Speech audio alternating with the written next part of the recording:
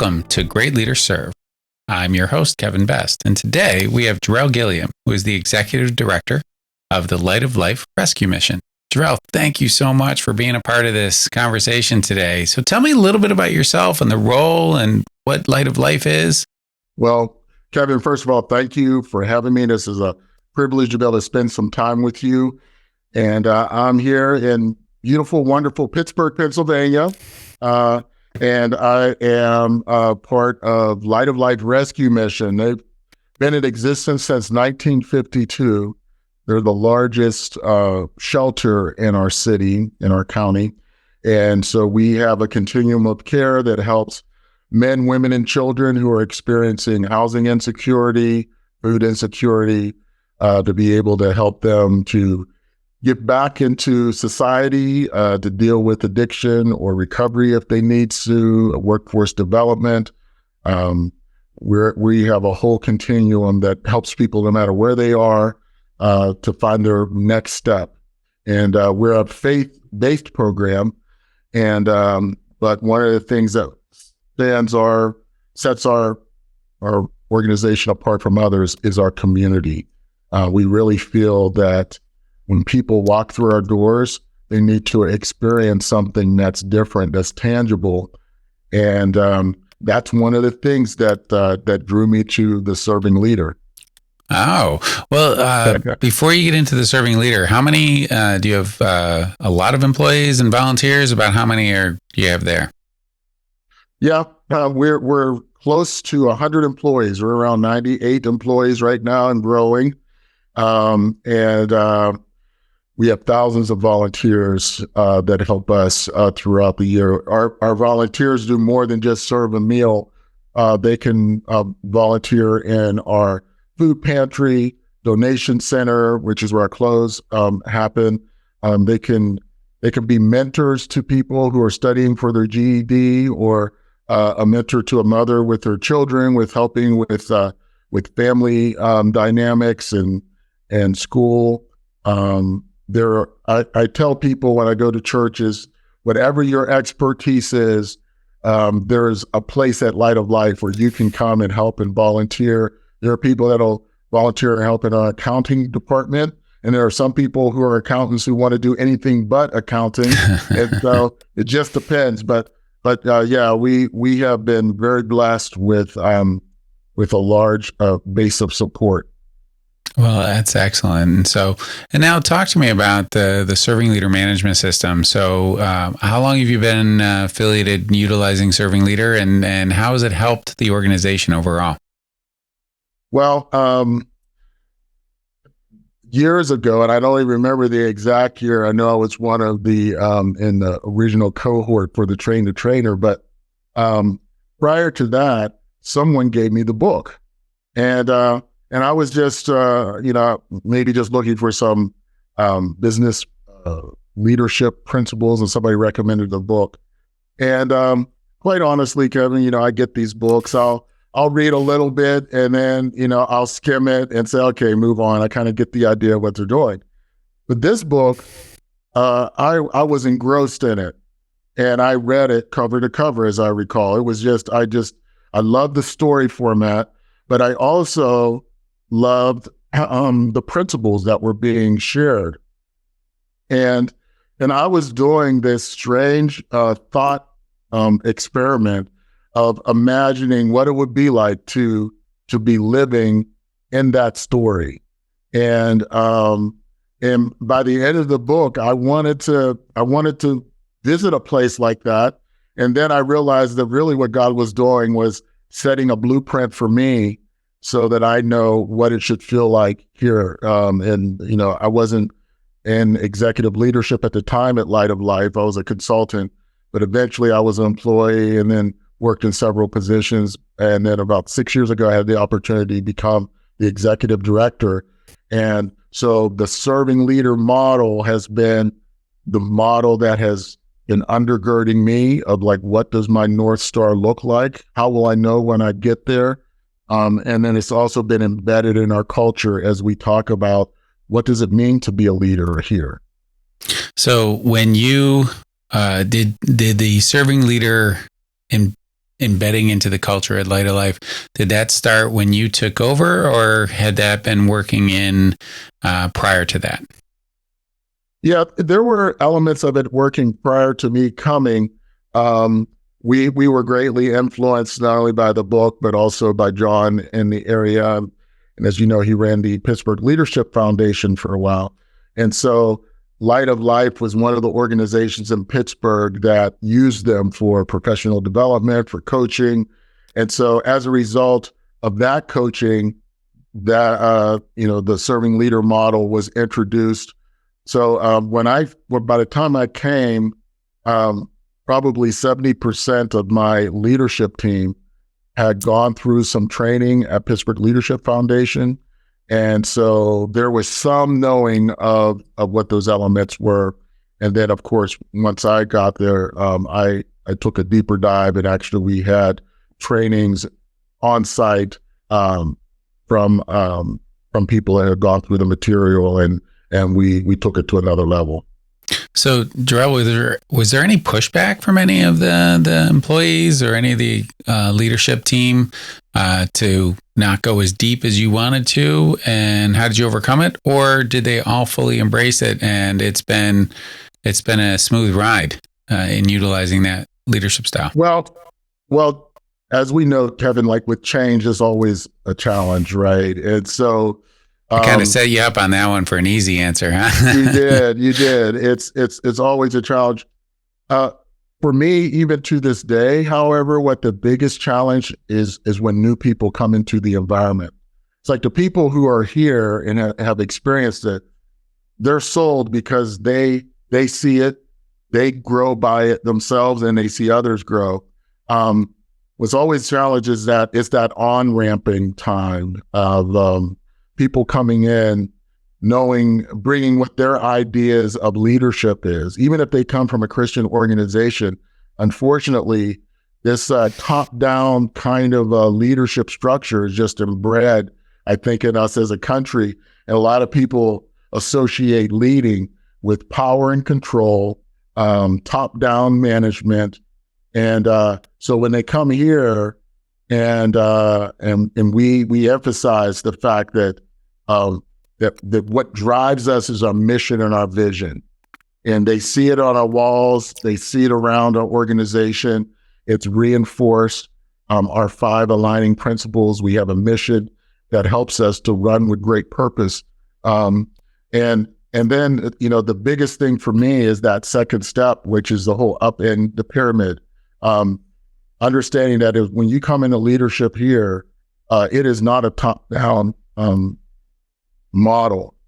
We want to serve everyone, and we want it to be demonstrated and tangible, so that the people on the front lines really feel like they are being supported and served by those who have greater authority, but their authority is to help them to become the best that they can be. And so that's it's a challenge when new people come in. Just recently, we had an organizational audit, and we learned there's been a lot of growth lately, that about 55% of our employees have been here for under 2 years. And so there's a lot of new people that haven't gone through the whole cycle of training. And so that's where the challenge continues to be, is just onboarding people and letting them understand the reason why our community is so different. So with that idea there that you've had a lot of turnover, does that keep you up at night in terms of making sure that the people are understanding the management style, or is there other things that keep you up at night that are more important than that? No, I sleep pretty well at night. So I try to put it in God's hands, and as we are working together on the team, we have a good system here. And so I rarely do that. Although last night I did wake up and had a time going back to sleep because thinking about some things. And I think what happens in those cases, it's just the idea of how do we reinforce and give people the opportunity to experience what it is that we're talking about. Just one thing to read the book, is one thing to talk about it in a academic sense, but we want them to experience it themselves, and the cultural and personal humility that is needed to lead, to understand that that's often counterintuitive to our society. That humility, meekness, patience, that those are strengths that we build upon, and they're necessary for us to build the kind of environment where people feel seen and heard and valued. And for the people that we serve, it's particularly important. We know that the average person, the average adult in the U.S., Kevin, has experienced one adverse childhood event by the time they reach adulthood. 60% have. For those who are experiencing homelessness, 90% have experienced 3 or more by the time they reach their adulthood. And we have people here who have had 8 or 9. And so when you have people who have been traumatized over and over and over again, it's important for them to even begin the healing process to be in a place where they are seen and heard. There was this great study that looked at the impact of childhood trauma. But one of the good news that came out of it that ties into a serving leader is that although trauma definitely impacts people in the way they move forward, there's good news. Our brains can rewire and we can relearn. And the way we do that is by being in a loving, caring environment where people are cared for, where they're loved, where they're safe. And when they're in that environment, they begin to heal. The serving leader is one of the best tools to establish that type of environment so people who have been traumatized can be healed. Wow, that's amazing. So how does that work within your family? So tell me a little bit about your family. And I know at some point I'm going to be interviewing your wife, so you can talk a little bit about that too. But how does the serving leadership work at home? Well, it's a wonderful model for us. My wife and I, we have a blended family. And so we have 7 children between us. Oh, They're all adult children now. And so it's a little different season in life, but still it's really important to grasp these principles. Probably the best thing for us as a married couple is our communication pattern, that this idea of looking at where we feel God is calling us as a couple to see the kingdom of God lived out, and then to see how we can support each other in that. Both of our jobs are high impactful jobs within our county, and there are some wonderful times we get a chance to work together. But one of the things that I enjoy is that every once in a while I'll hear an employee of Shanna's, not knowing that I'm listening or not knowing that we're connected, talk about the work environment that's there. And there's been times she's been able to hear the same thing. And we'll hear things about that they know that Shanna cares for them, that it's not just about a job, but about her personally caring and their human flourishing. They'll talk about her taking time to listen and be with them as they go through various challenges. And as you know, like she leads one of the larger departments for the Department of Human Services. And so over 100 employees, I think it's more like 120 employees. And it's a huge endeavor with a large budget, yet she finds a way to make sure that she is present and that she's building an environment where people can grow. And that's what we try to do here at Light of Life as well. So go back to the family a little bit. 7 kids, all of them adults now. So when you were thinking about it and you said blended family, so I assume they were much younger when you guys got together. But how do you feel that the serving leader management style helped raise your family when you're coming from two different places and trying to get mixed together, and the purpose of creating one happy family was there? Yeah, I think the idea of running with great purpose, it gives you an opportunity to co-create a common vision.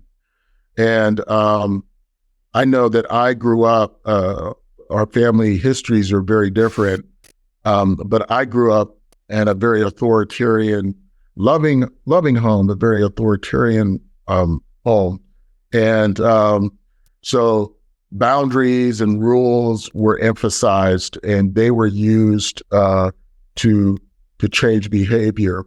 And but as we have our children, we began realizing, and I know I'll speak for me, that I was relying on some of those techniques for the wrong purpose. I was trying to see people change and transform, but I was trying to use outward means to bring about transformation. And that, quite frankly, is not the gospel. It's not how God works. He works from the inside out. And it's scary at times because, again, that's how I grew up.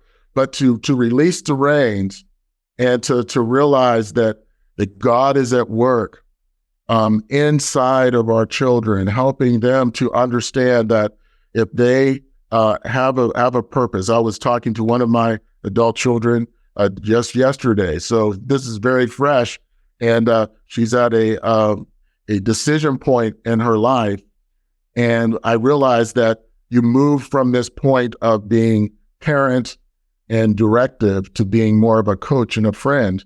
And now as she's in her late 20s, I'm in that coach-friend point of view. So I'm asking more questions. And so I was asking her about, well, as you're looking at this opportunity, what is it that you feel God is leading you in this area? How do you pray about what is the best scenario, and begin to pray for that to happen and then take steps towards that?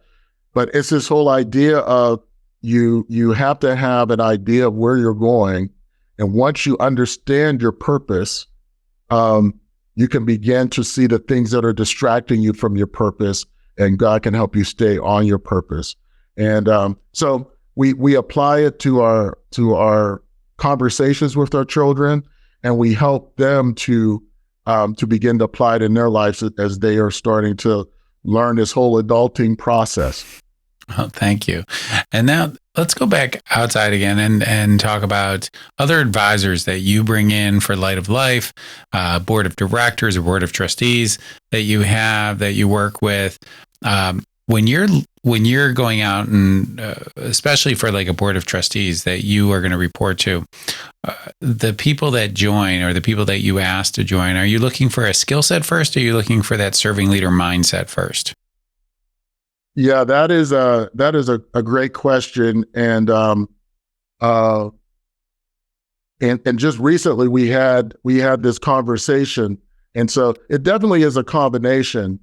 When I left, or when the previous executive director left, one of the things he told me was that he wished he would have paid more attention to board development, and he really challenged me around that in my tenure as executive director, that I do that. And that was very helpful to me. And I probably would not have focused as much on it. But then I started realizing the importance of us, again, co-creating a future together. And so culture to me is always number one. We have to have common, complementary cultures on the board as well as in our organization. And I found myself on the board educating them about our culture and our organization because I wanted to see it be contagious. But then as we have been growing, like I'm going into my 6th year in this role, we find ourselves talking more frankly around the skill set too, because we're realizing we really need to be intentional about this next season of growth, and we need people with certain skills that can help us to grow. To me, I look at them as my wisdom board. These are the people that can help to counsel me And so I need that expertise on our board, but I also need them to be able to be compatible with our culture.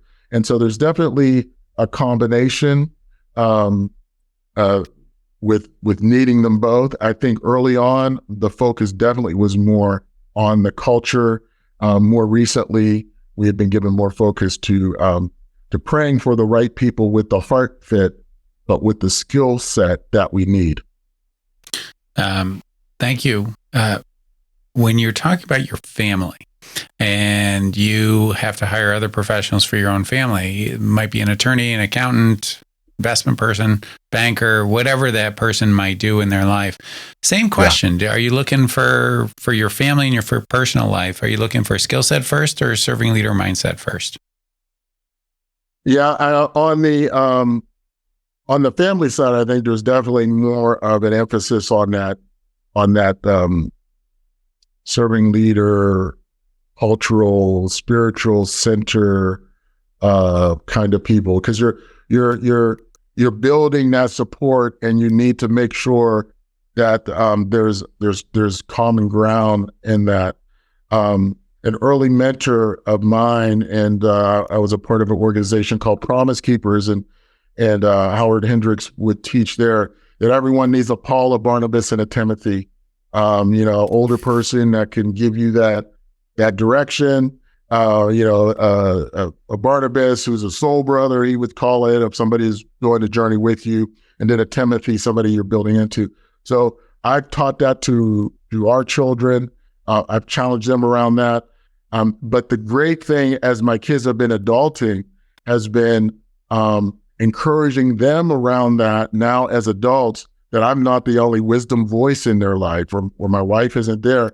And it's been great. My oldest son, it was fun to see him select one of my friends to be that older counsel, and to know that he gave Todd a call and spent time with Todd. And it just warmed my heart to see that he valued that relationship. He saw what Todd was to my life.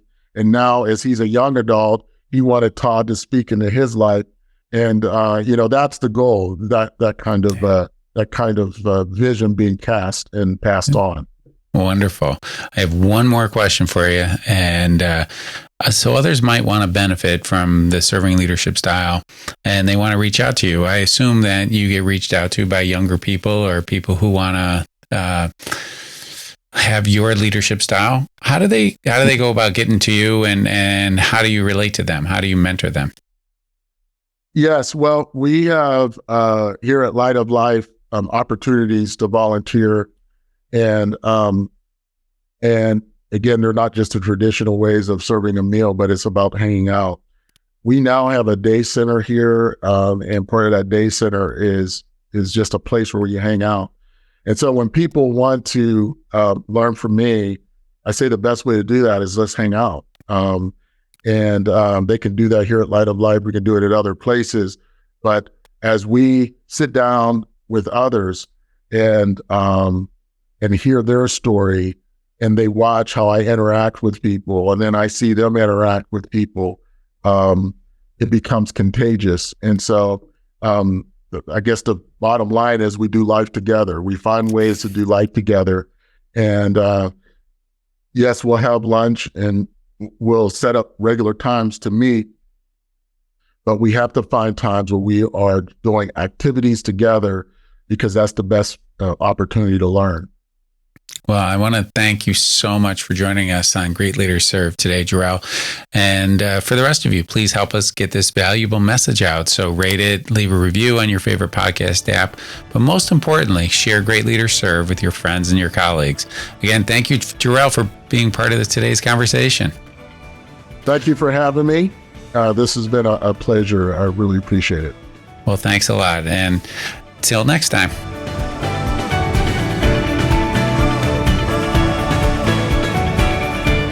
For more information about the Center for Serving Leadership, visit our website at centerforservingleadership.com.